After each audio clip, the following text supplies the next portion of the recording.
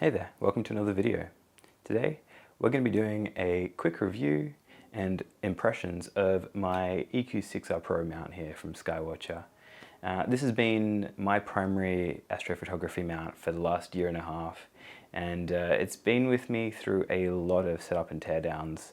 And so we're going to go over the things I like about it, don't like about it, how to control it, both through the hand controller and through the computer. Some things that I wish maybe SkyWatcher would improve upon it if they were to release another version, and we'll compare it to a couple of other similar mounts in its price category. So to start, let's go over the build quality of the EQ6-R Pro. And this is one thing that I really like about it. It is very solid. There is almost no give in any of the motors when it's set up correctly. This handle is on really nice and solid. All of the tuning knobs are really good. The mount itself locks up really nicely.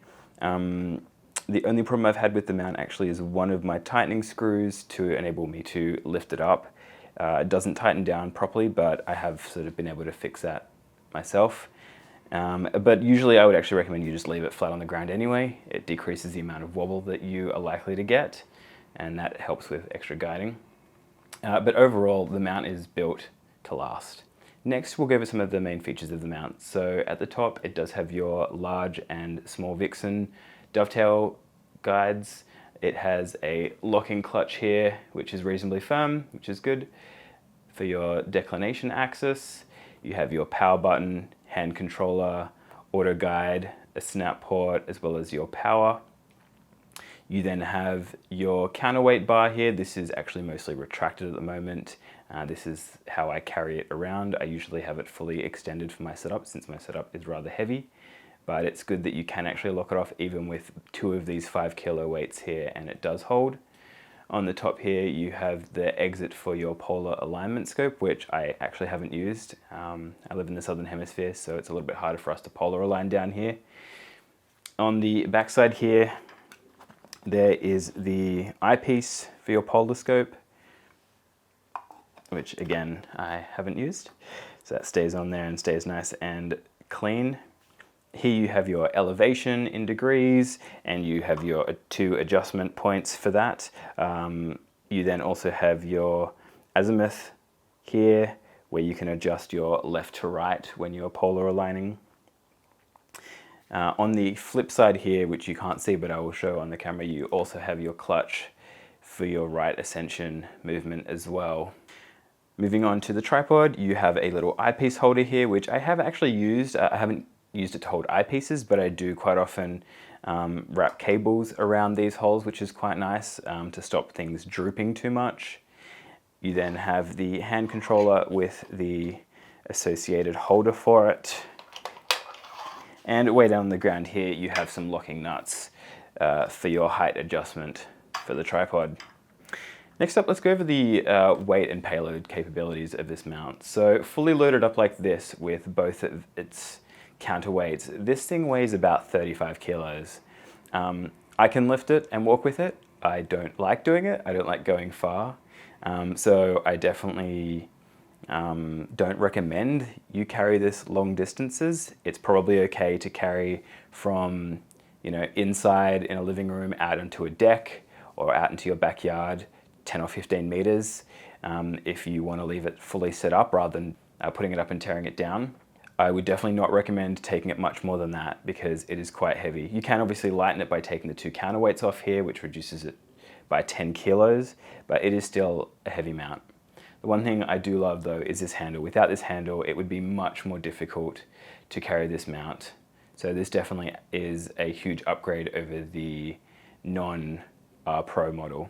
The payload capabilities of this mount are quite impressive. It's about 20 kilos that it can carry, and my setup gets reasonably close to that. I'm currently at about 15 kilos for my astronomy setup, and it handles it very well. My errors on my guiding are quite low, especially given the size of my telescope. It catches the wind quite easily, and it handles that quite nicely. I have taken up to 7-minute long images while guiding, and it definitely has no issue with being able to sort of cope with around the teens weight. I haven't pushed it up to its max at 20 kilos. So if you had a larger, heavier telescope, you might start finding some issues, but for what I've found about the 15 kilos, it is really quite good. And anything less than that, it would have no issues at all with. Next up, let's go over some control methods of this mount. So first off, you have the SkyScan controller here. This comes with an included cable which attaches into the bottom of the hand controller. This then simply clips into the hand control mode. If I get the power cable here. The power cable does have a bit of an unusual connector. It is a one-way only connector, so you just have to make sure that you are putting it in the correct way. Attach that in so it doesn't come off. Turn the power on, and you are then able to set it up using the hand controller. I'll give you a different camera angle so we can actually go through this in detail. So setup from the hand controller is quite simple. You simply say EQ mode, hit enter again. It warns you never to look at the sun, which you should never do unless you have a dedicated solar telescope or a solar film over the front of your telescope. It asks you to set your latitude and longitude, what the local time zone is in UTC, what your elevation is, what the current date is. Do note this is month, day, year for those not in America. This definitely confused me the first couple of times I did it. What the current time is, if it's daylight savings. It then tells you where Polaris would be if you were using the polar scope. And if you'd like to enter alignment. If you would, you simply click yes. If not, you can press 2 here. You are now ready to point at something. I would recommend you doing at least a 2 or 3 star alignment. This will help tell the mount exactly where it is, but for all essential purposes, you are now set up. The other way to control the mount is through your PC, and this is by far my recommended way if you're doing any sort of photography. I use the hand controller quite a bit when I am out doing public outreach and just doing some visual work. But for any sort of photography, I would recommend using a PC direct cable like this one here. This is the Lynx Astro USB EQ direct cable. It has a sort of Ethernet port on one end, which, like the hand controller, just goes straight into that port. It then just has a USB cable on the other end, which plugs straight into your computer. You can then just use any AZEQ software or EQ mod to control the mount directly. And I love doing this. The mount is great. It's pretty easy to set up with your computer, and once it's connected, it just works. It's fantastic. This also saves you a lot of hassle with the guiding. I use the ZWO ASI 290mm mini guide scope, guide camera, and that just connects straight into my laptop, and then the laptop actually does all the guiding and pulse communication with the mount as well, rather than using the auto guide port. It just gives you a lot more fine-grained control over what you can do, and PhD2 is a phenomenal piece of software, which is free to download. So I definitely recommend going that route. So let's go over a couple of the things that I really like about this mount. So I've mentioned it already, but this carry handle, it is truly a lifesaver. I will quite often need to readjust the mount after I have initially set up and put my telescope and everything on to make sure I can do my polar alignment correctly. And being able to get a solid grip here and just lift it back onto one leg and slightly rotate the mount so that it is better polar aligned, since these screws here only have a sort of limited range of motion, really is night and day. Another thing is just how sturdy it is. It really is rock solid. If you happen to bump it, it will actually hold itself quite well. It holds a really good amount of a payload on it, and when properly balanced, even in light to moderate winds, it holds your payload very stable. The next thing is the belt drive and the associated low motor noise that this mount has compared to many other mounts out on the market. It is surprisingly quiet when you have it at full tilt. The mount moves reasonably fast, up to around 3.5 degrees a second for its maximum traverse speed, which is by far fast enough to track any sort of satellite that you would need to track. And I will actually now put up on the screen a recording of it with the motors at full tilt so you can hear it.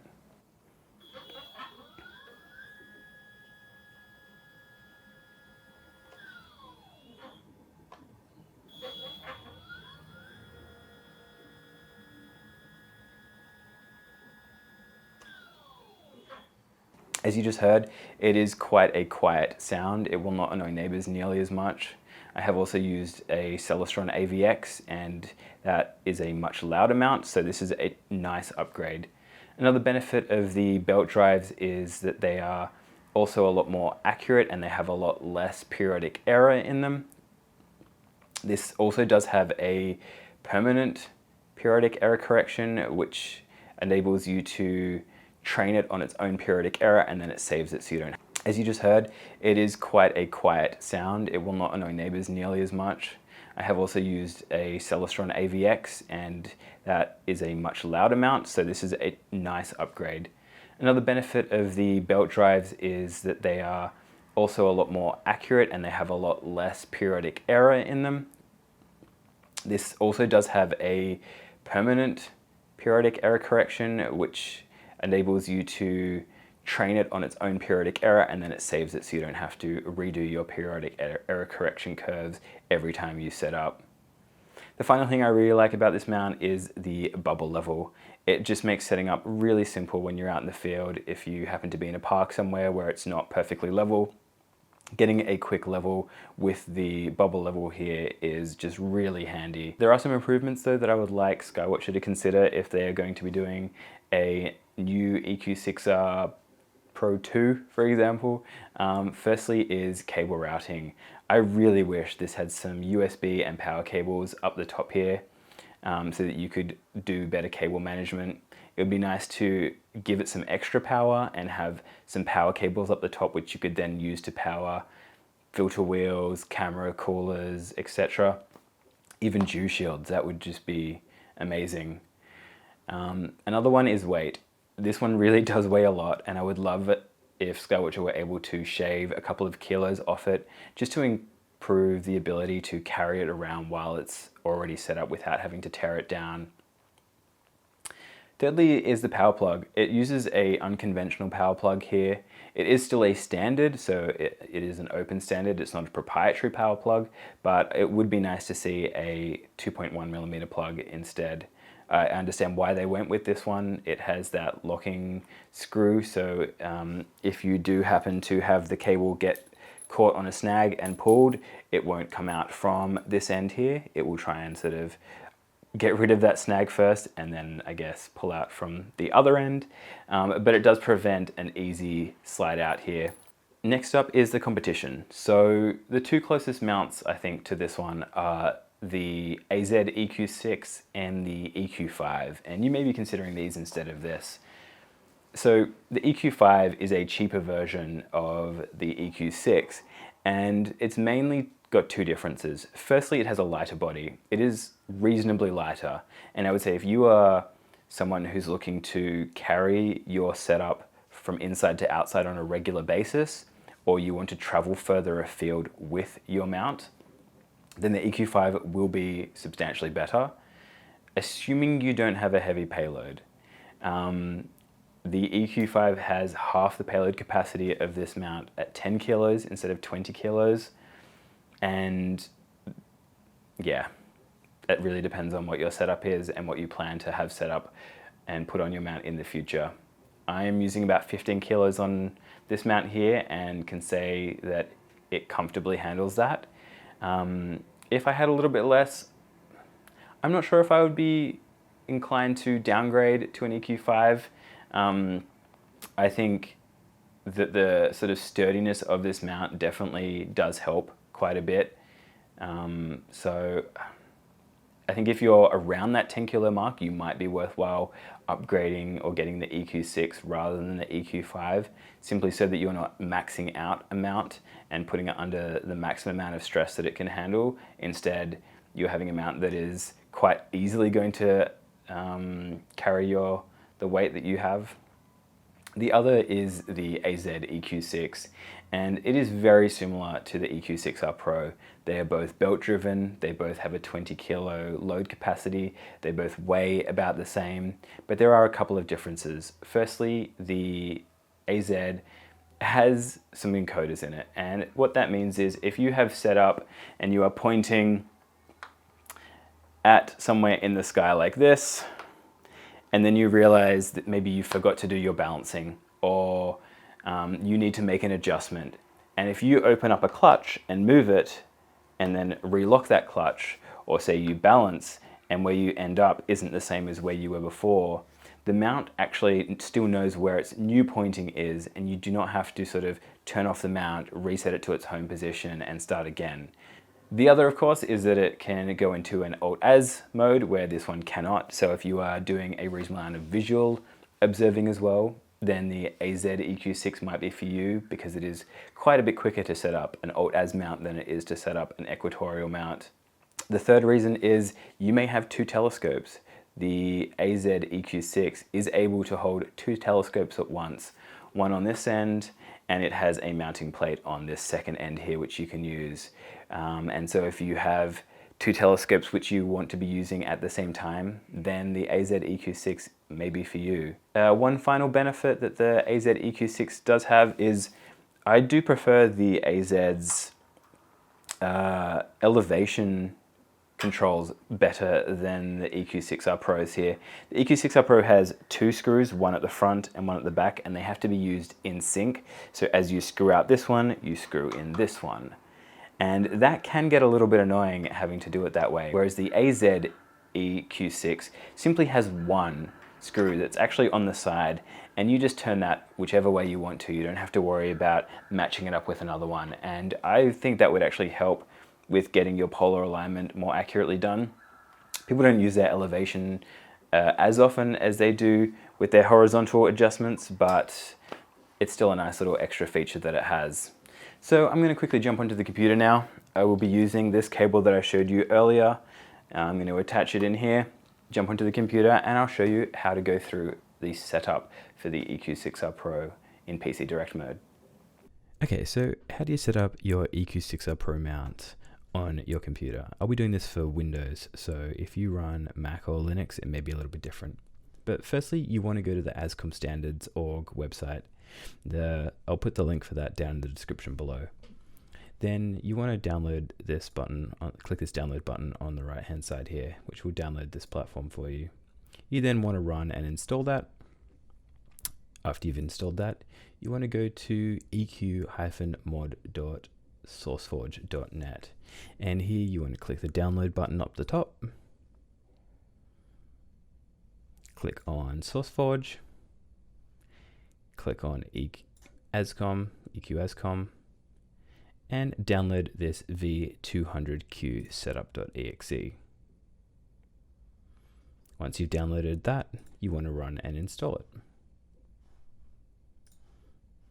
Next, you want to go to the EQ mod folder. This will be usually under your C drive, program files x86, EQ mod. And then you want to run this toolbox.exe. This will bring up this little window here. You then want to hit register. You may get an error. That's fine. And then you'll get a success. You then want to go into driver setup. And you want to set up this left section, the port details. So I set 100 for the timeout, 1 retry, and band of 9600, but you can try with different settings here to make sure that it works. And then you want to hit this little find button. You'll see that it searches for a while. And if you set this if you set this board too high, it may fail. I usually find it works at 96,000 for me. And we can see it's found COM3. So if I tried changing this and hit search, it would go back to COM3 here. And once you've done that, if you want, you can set up your site information here and save a site with the latitude, longitude, elevation, etc. But we won't go through that at the moment. Then you can just hit OK. You can then come in and hit ASCOM Connect, and you will now be connected. Do make sure before you hit this button and go through this that you actually have connected your mount to your computer. And we can now go and choose, this is the speed that we want to slew at. So if I choose the higher speed here and slew to the east, in the background, hopefully you can hear this.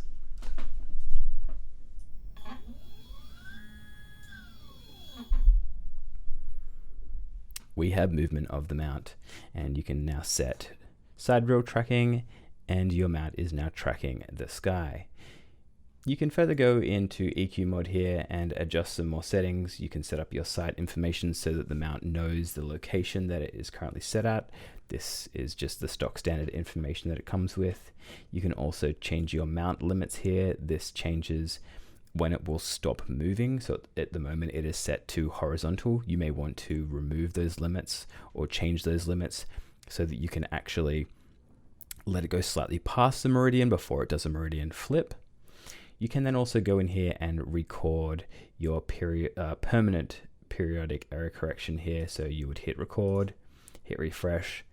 It will then train itself where it works through its worm gears and learns where all the error correction is. Once that is finished, it will say it's finished, and then you can click enable PPEC.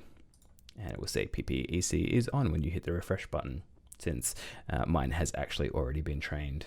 For the rest of this, you can leave it default if you want. I actually usually set my RA and DEC rate to half or 0.5x. I leave the minimum pulse and DEC backlash at the default, and that's pretty much you ready to go. You can then use a piece of software like Nina. If I just disconnect here, you can then go into your telescope settings here, choose a telescope. If you say EQ mod ASCOM EQ5/6 and connect, you'll see it will then say, do you want to import the location that your telescope is saying? And that is the only option that you have. So you can either say yes, import it from telescope to Nina, or no, don't import it. So say yes. And you can now control your telescope in Nina here. And I can confirm in the background, I can hear my telescope moving. If you wanted to change those locations, again, in the EQ mod, you want to go up the top here. You can change this to north, south, east, west, etc. You can write a name in here and hit save, and that will then save that as your location. If you do change the location, make sure you disconnect and reconnect Nina or any other software. And your computer is now controlling your mount. So if you happen to connect a guide camera using say PhD2 in your guider here, that guider would then be able to control your mount via the ASCOM software, and you're ready to go. Same with Stellarium. You can then use Stellarium or any of those other softwares to control your mount and tell it where to go. So after 1.5 years of using the SkyWatcher EQ6-R Pro, what do I think of it? I really like it. I really do enjoy this mount. I think it is very good value for money. It is very sturdy. It's going to last a long time. The only issues that I've had with it from a sort of durability perspective is you can see on these counterweight here there has been some paint that's flecked off, but that's purely cosmetic and I don't really mind about that. I could easily sand these back and repaint them. Everything else has held up quite nicely. I've taken this out on many public viewings. I've had kids climb on it. It has been near the sea and handled salt air quite well. Just give it a quick wipe down after. There have been no other issues that I've had with this mount, and I would definitely recommend it if you are looking for a high quality mid-range mount to carry a payload of up to 20 kilos.